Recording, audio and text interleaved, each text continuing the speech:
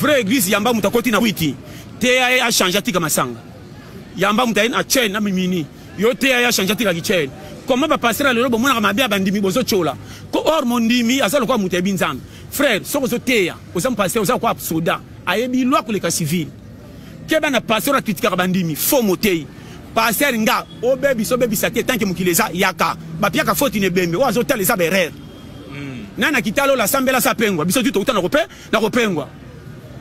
ateya bino mabe we mamna lobaka soko yini na zaka noir sur blanc na yina mutamukilo pese faute na makambetali yo yebite asaka sulara langwa na sengo kota kendaka na lunda bayiba imbo soka vandi calme robela fese pas femme la 3 bouteilles bossa na kuita nimba mala tala sulara batama na seyo ma na kosi te voilà ba tout bien fiyo penda bomili bala mutambongo azane na mbongo maza venturier na linga mobala piaka wa kozala lesa chenga kimia mabala babole beba wat mwana ninya mobola benga papa kombo mususu po papa leka piaka abaga papa bicho ye kozaka papa ezokota vraiment ezokota yango mena odi bino o pete keba na mutoko peso foti na makambo ebite mutuna muta ciment terim na ye o mona kate makama malamu yaka na mabe tala bakame masanga bakame masanga loko babike toko langue ezaka sika tala bakame yaka na fufu na libongo ezaka ko beba beba komelo ke zwa na fufu botiki ya ko beba milinga o ezwa na masanga bosombela ngo bakame ya sika nzela li fait le tonde se esengo nzela ko bonge tonda kaka soko tali ka bakame masanga ndenge memaka kwiti meza ya sika soko tali bakame yaka na badi meza ko beba beba na libongo seke nzela ko bongeza kaka ndima fulo bima na 100 francs ki ole kanzela propose kana immigration so kinga ezokota vraiment pasteur John wa yoki ayoki kama na pona nzela ko cholama ça li chose résultat zate église ekosi bino ba memi bino kwa ba bébé nzambe ebisinga 2023 aya yo zemba ko kwa kebo ezarema wana makamba promesse actualité zao tango tipoko munini nini soko lukaka te okomona kisasa mingai bokosenga faire du monde ça au prier ça comprendre nga très bien ezokota yango moni mon frère Nzeb Sayo vio to ça ma balle ezokufa bo pesa basi fotité mi bala be compétent ba tondi kisasa belé bo profitera na point faible basi tant basi de rabino bo tsebana ko mona zoba na zoba no polele okocha mobile ito propre era comme na zemba ndola na bima asengo ka secret nini ko za mama teka fufu mama chainga fufu toyo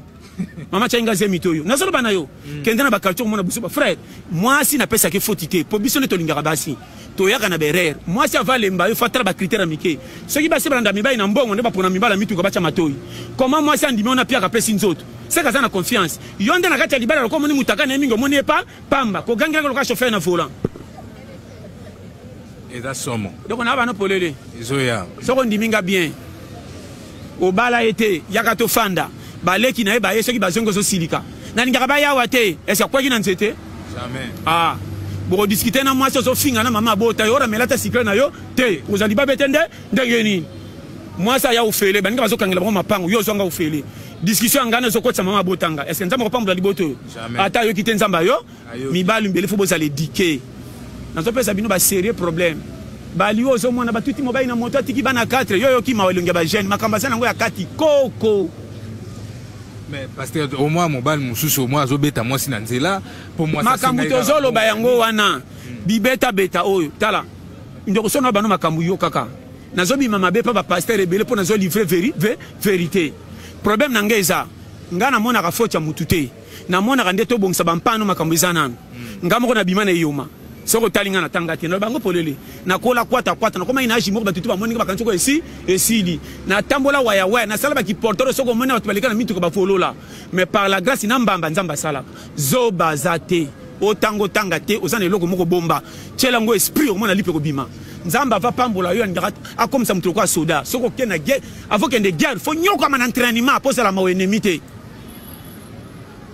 o la li 4 jours mokate asimiso 4000 francs et là liboso mando senga bière au contenant nous autres tenenge utaki na makama bundi ekiti yela nga bière nzamba zo tala mutako bongisa tikala wa wana okokola na jime mbongo pose ngo lokola mwana ya 8 ans nzamba tala ka sagesse pe tu as encouragé comment na vie a passé comme gobula.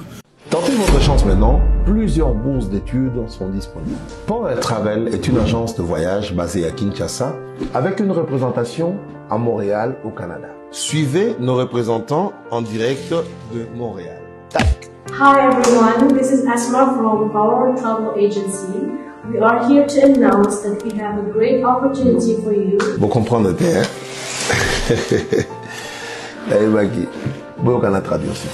Vous êtes étudiant ou élève âgé de 16 à 30 ans, vous pouvez maintenant voyager et étudier au Canada gratuitement. Nous prenons tout en charge. Power Travel, en partenariat avec une grande université canadienne, vous donne l'opportunité de gagner plusieurs bourses d'études. Nous sommes à Botou, local 75, à Gombe. Pour plus d'infos, appelez les numéros qui s'affichent au bas de votre écran.